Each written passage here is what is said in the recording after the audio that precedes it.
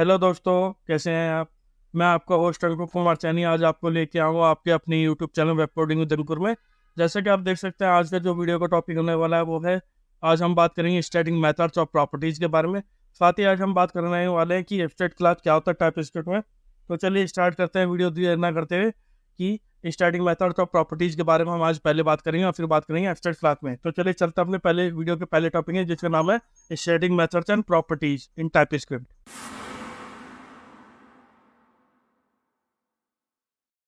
तो जैसे कि आपको पता है कि आज हम बात कर रहे हैं स्टैटिक मेथड्स और प्रॉपर्टीज के बारे में। तो चलिए देखते हैं हम स्टैटिक मेथड्स क्या होता है, प्रॉपर्टी क्या होता है। बेसिकली स्टैटिक जो होता है, स्टैटिक वेरिएबल या मेथड्स वो होता है जो कि किसी ऑब्जेक्ट को बिलोंग नहीं करते, क्लास को स्पेसिफाई करते हैं, क्लास के थ्रू एक्सेसिबल होते हैं। अगर आप ध्यान से देखोगे तो यहाँ आपके पास कुछ मेथड्स हैं। मान लीजिए फॉर एग्जाम्पल मैं ले लेता हूँ कि मेरे पास ये डिपार्टमेंट क्लास है और मेरे पास कंस्ट्रक्टर है और ये डिस्क्राइब है। अगर मुझे इस डिस्क्राइब मेथड को यूज करना है अपनी इस डिपार्टमेंट में, तो क्या करना पड़ता है, मुझे इसका एक ऑब्जेक्ट क्रिएट करना पड़ता है। जैसे कि आप देख सकते हैं, हाँ मैंने नीचे से डिस्क्राइब मेथड कॉल किया हुआ, ठीक है। ये डिस्क्राइब मैंने अकाउंटिंग के बेस पर और अकाउंटिंग मैंने डिपार्टमेंट क्रिएट करा हुआ, ठीक है। देखते हैं अकाउंटिंग डिपार्टमेंट ऑब्जेक्ट क्रिएट करता है, उसके बेस पर हमने मेथड कॉल करता है। लेकिन कुछ मेथड ऐसे होते हैं जो कि किसी ऑब्जेक्ट को बिलोंग नहीं करते, मतलब आप उन्हें ऑब्जेक्ट के बेस पे एक्सेस नहीं कर पाते। अब वो मेथड कहलाता है स्टैटिक मेथड, ठीक है। तो चलिए एक एग्जांपल करते हैं। तो मैं क्या करता हूँ, एक छोटा सा मेथड बनाता है अपने डिपार्टमेंट क्लास में, ठीक है। तो मैं क्या करूँगा, एक क्रिएट एम्प्लॉय का मेथड बना लेता है, ठीक है। क्रिएट एम्प्लॉय, और मैं उसमें एक नेम ले लूँगा जो टाइप मेरा होगा स्ट्रिंग, और एक फंक्शन मेथड है, ठीक है। इसमें मैं क्या करूँगा, एक चीज़ है, ये देखने में आपको एक सिंपल मेथड की तरह दिखाई दे रहा होगा जैसे कि डिस्क्राइब मेथड है, लेकिन स्टैटिक मेथड जब भी हम क्रिएट करते हैं अपनी जो टाइप क्लास में तो क्या करता है, हम उसके आगे स्टैटिक कीवर्ड यूज करता है, ठीक है।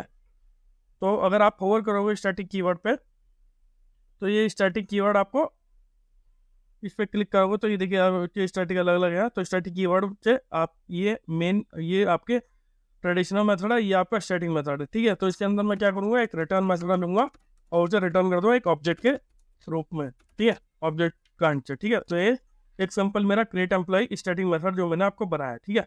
अब क्या करेंगे, मान लीजिए फॉर एग्जांपल मैं क्या करता हूँ, इस डिपार्टमेंट का एक ऑब्जेक्ट बनाता हूँ, ठीक है। तो मैं आपको दिखाता हूँ कि कैसे है। तो मैं कॉन्स्टेंट ले लेता हूँ, डिपार्टमेंट ले लेता हूँ, डिपार्टमेंट और न्यू डिपार्टमेंट ले लेता हूँ, ठीक है। न्यू डिपार्टमेंट में, तो न्यू डिपार्टमेंट में ये क्या मुझे कह रहा है, ठीक है, कोई दिक्कत नहीं। आईडी और आईडी मैं कुछ भी ले लेता हूँ, आईडी में A1 ले लूँगा और नेम में भी मैं मैक्स ले लेता हूँ, ठीक है, कोई इशू नहीं है। अब क्या है, अगर मैं कंट्रोल लॉक करूँगा और मैं इस डिपार्टमेंट के बेस पे डॉट क्रिएट एम्प्लॉय कॉल करूँ, लिख लेता हूँ क्रिएट एम्प्लॉय, तो आप अगर देखोगे तो यहाँ आपको इशू देखने को मिलेगा। वो क्यों है, देखो आपको जब आप उस पर ओवर करोगे तो ये क्या लिखा है, property created employ does not exist on type department, did you mean to access the static member department dot create employ instead. तो ये क्या कर रहा है कि डिपार्टमेंट जो आपने ऑब्जेक्ट क्रिएट करा है डिपार्टमेंट वाली क्लास के बेस पे, आप डिपार्टमेंट ऑब्जेक्ट पे इस ये जो मेथड है स्टैटिक मेथड जो हमने क्रिएट एम्प्लॉय बनाया है उस पर आप यूज नहीं कर सकते हैं।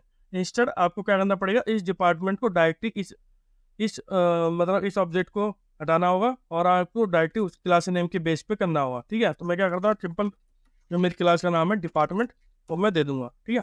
अब देखिए डिपार्टमेंट डॉट क्रिएट एम्प्लॉय मैंने ऐड ऑन कर दिया, ठीक है। और अब डिस्प्ले करता है कि देखते हैं हमें क्या मिलेगा। तो चलता है, तो जब मैं तो देखेंगे कंट्रोल में तो आपको ये नेम लेगा। एक चीज़ और, अभी मैंने इसमें नाम मुझे देना है, मैंने नाम नहीं दिया, तो मैं इसमें नाम दे देता हूँ मैक्स, ठीक है। क्योंकि अगर आप देखोगे तो क्रिएट एम्प्लॉय क्या कर रहा है, एक नेम वेरिएबल एक स्ट्रिंग ले रहा है और नेम आएगा, ठीक है।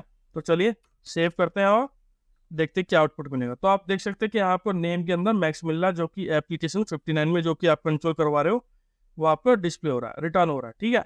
तो इस तरह से आप देख सकते हो कि जो स्टैटिक मेंबर है वो आपको डिफाइन दे रहा है। अब क्या ये था, ये जो था कि इसमें क्या होता है, आप क्रिएट एम्प्लॉय स्टैटिक मेंबर है तो स्टैटिक को डायरेक्टली हम क्लास के बेस पे कर सकते हैं, हम उसके कोई इंस्टेंस के बेस पे हम स्टैटिक मेंबर मेथड को कॉल नहीं कर सकते। अब जैसे कि बात करते हैं हम स्टैटिक वेरिएबल की, तो जैसे कि आप पब्लिक प्राइवेट आप प्रोटेक्टेड वेरिएबल का आपको ऑलरेडी पता है कि है। तो अब जैसे कि बात करते हैं स्टैटिक वेरिएबल, मान लीजिए मेरे पास कोई स्टैटिक वेरिएबल है फिजिकल ईयर, ठीक है। मैं फिजिकल ईयर ले लेता हूँ और अभी जो चल रहा है वो 2024 चल रहा है। ठीक है, कोई दिक्कत नहीं है, फिजिकल ईयर है मेरे पास। ठीक है, ये मैंने फिजिकल ईयर, और अगर आप ध्यान से देखोगे तो इसे भी मैंने स्टैटिक लिया। अब इस फिजिकल ईयर को स्टैटिक कीवर्ड है, स्टैटिक कीवर्ड से मैंने लिया है, और अब मैं इसे कैसे एक्सेस करूँगा, जैसे कि मैंने आपको बताया कि स्टैटिक वेरिएबल हो या मेथड हो, वो आप क्लास के बेस पे ही एक्सेस कर पाओगे, उसे हम ऑब्जेक्ट की को क्रिएट करके या न्यू कीवर्ड से जो हम ऑब्जेक्ट क्रिएट करते हैं उससे नहीं कर सकते। तो चलिए नहीं करते हैं। तो हमने स्टैटिक कीवर्ड बनाया, तो मैं क्या करता हूँ यहाँ, तो कंट्रोल डॉट लॉग करूँगा और डिपार्टमेंट जो मेरी क्लास का नाम होता है, और क्लिक करूँगा फिजिकल ईयर। अगर हम देखिए मैं खाली डॉट लगाया तो आप ऑलरेडी देख सकते हो यहाँ मेरा क्रिएटेड एम्प्लॉय जो कि स्टैटिक मेथड है, फिजिकल ईयर जो कि मेरी स्टैटिक वेरिएबल है वो ऑलरेडी मेरा उसमें आ गया। ठीक है, सेव करेंगे और डिस्प्ले करता है, देखते हैं हमें क्या आउटपुट रिप्रेजेंट करता है। तो देखिए सकता है आप 2024 ऑलरेडी आपका आ गया, और ये मैंने आपको ऑलरेडी बता दिया कि ये क्लास पे नहीं, ये आपके ऑब्जेक्ट पे बिलोंग नहीं करते, ये आपके क्लास के मेथड को, क्लास के नाम को बिलोंग करते हैं, और क्लास के नाम से ही हमारे स्टैटिक वेरिएबल और स्टैटिक मेथड को हम एक्सेस कर पाते हैं। अब एक क्वेश्चन ये है मेरा, अब अगर किसी मेथड को, मान लीजिए डिस्क्राइब मेथड को ही अगर इस स्टैटिक वेरिएबल को एक्सेस करना, तो कैसे कर सकता है। तो मान लीजिए कंस्ट्रक्टर ही है, ठीक है, तो मैं क्या करता हूँ कंट्रोल डॉट लॉग, और मैं चाहता हूँ कि इस फिजिकल ईयर को मैं इस कंस्ट्रक्टर के अंदर डिस्प्ले करवाना चाहता हूँ, फॉर एग्जाम्पल कंट्रोल करवाना चाहता हूँ, देखना चाहता हूँ कि मेरा कौन सा फिजिकल ईयर चल रहा है। ठीक है, तो मैं क्या करूँगा, दिस डॉट फिजिकल ईयर अगर मैं कॉल करूँगा इसे, जैसे कि आप देख सकते हैं ये आपको एरर ऑलरेडी गूगली लाइन से आपको दे रहा है, और आपको इशू दे रहा है। वो क्यों दे रहा है, क्योंकि physical year does not exit on type department. ठीक है, और did you mean to access the static member department dot physical. तो कंस्ट्रक्टर क्या कह रहा है कि भाई ये किसी एक क्योंकि डिपार्टमेंट का कोई ऑब्जेक्ट नहीं है, ऑब्जेक्ट के बेस पे ही हम कंस्ट्रक्टर रन करता है, लेकिन ये क्या है, ये दिस जो है वो करंट क्लास को रिप्रेजेंट करता है। ठीक है, तो हम इसे एक्सेस नहीं कर पाएंगे, तो इसके लिए हम क्या करें, डायरेक्टली क्लास को ही कॉल करेंगे। तो मैं क्या करूँगा, डिपार्टमेंट को कॉल करूँगा, डॉट फिजिकल ईयर को कॉल करूँगा, और अब आप देखोगे तो ये आपको डिस्प्ले होगी, ये देखिए 2024 लाइन नंबर 9 में। ठीक है, तो इस तरह से आपको ये यूज़ कर सकते हैं आप अपनी नॉन स्टैटिक मेथड में। ठीक है, क्योंकि कंस्ट्रक्टर जो नॉन स्टैटिक मेथड है कभी, तो ऐसे आप अपने स्टैटिक वेरिएबल्स और मेथड को यूज़ कर सकते हो टाइप स्क्रिप्ट में। अब हम बात करेंगे अपनी एब्स्ट्रैक्ट क्लास के बारे में। तो जैसा कि आपको पता है कि हम बात करेंगे अब एब्स्ट्रैक्ट क्लास के बारे में। एब्स्ट्रैक्ट क्लास भी एक तरह की क्लास ही होती है, जैसे कि आपके यहाँ देखने को मिल रहा है, वो भी जैसे मेरी डिपार्टमेंट क्लास है। लेकिन एब्स्ट्रैक्ट क्लास और नॉर्मल क्लास में डिफरेंस ये होता है कि एब्स्ट्रैक्ट क्लास का ऑब्जेक्ट हम क्रिएट नहीं कर सकते, और एब्स्ट्रैक्ट मेथड क्या होता है वो तो हम इसमें बात करेंगे। तो पहले करते हैं एब्स्ट्रैक्ट होता है कि फॉर एग्जाम्पल एब्स्ट्रैक्ट में क्या होता है, आप मेथड डिसाइड कर सकते हो, जो लेकिन जो इम्प्लीमेंटेशन है वो डिसाइड करेगा जो क्लास उसे इनहेरिट करेगी। ठीक है, फॉर एग्जांपल मान लीजिए जैसे आपके पास डिपार्टमेंट है, ठीक है, और डिपार्टमेंट पे आप हम ले लेते हैं डिस्क्राइब मेथड है। ठीक है, और इसमें डिपार्टमेंट जो आपकी क्लास है उसे हमने अकाउंटिंग डिपार्टमेंट में इनहेरिट किया हुआ, साथ ही एक IT डिपार्टमेंट में भी हमने इसे एक्सटेंड किया हुआ। ठीक है, तो अभी क्या हो रहा है, अभी हमारी जो मेन क्लास है वो है डिपार्टमेंट क्लास, और बाद में क्या IT डिपार्टमेंट और अकाउंटिंग डिपार्टमेंट। ठीक है, तो अगर हम इसे देखेंगे, अगर मैं इसे आपको एक छोटे से सॉल्यूशन से समझाना चाहता हूँ। मान लीजिए मेरे पास एक ब्लैंक फाइल है, ठीक है,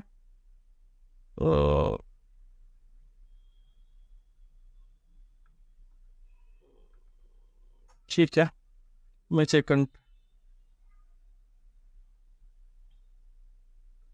तो ये सब मैं हटा देता हूँ।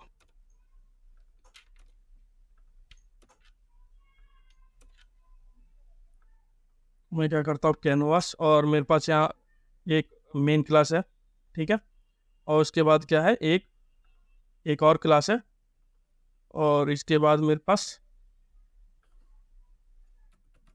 एक और क्लास है। ठीक है,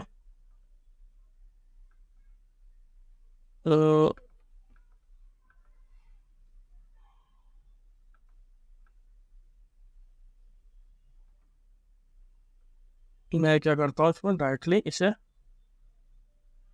ठीक है, तो ये मेरी जो है, ये मेरी क्लास A है, क्लास डिपार्टमेंट है, और जो आप नीचे देख रहे हो ये मेरी क्लास IT डिपार्टमेंट है, और इसे एक्सटेंड किया, और मेरी क्लास है अकाउंटिंग डिपार्टमेंट है। ठीक है,